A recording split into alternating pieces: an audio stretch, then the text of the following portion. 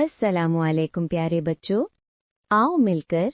उर्दू हुरूफ़े तहज्जी की एक प्यारी सी नज़म सीखते हैं। अ से अनार मीठा मीठा लाल, ब से बकरी कहती है मैं हाल, प से पतंग उड़ती है प्यार, त से तितली रंगों की बहार, ट से टमाटर लाल लाल प्यारा, स से समर अल्लाह का सहारा,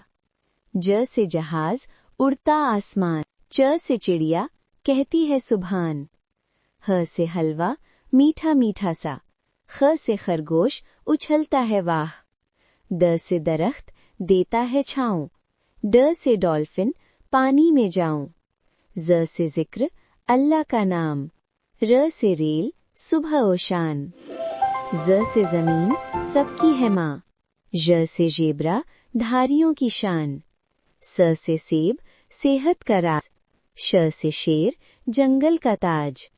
स से सब्र अच्छी सी बात, ज़्वाद से ज़िया रोशन सी रात,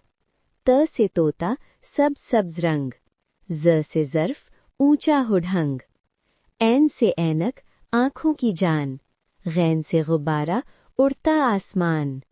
फ से फूल खुशबू बिखेरे, काफ से कलम इल्म संबारे, क से कितारी, ग से घर प्यारी बारी, ल से लीमू खट्टा भी मीठा, म से मक्खन नरम और सीधा,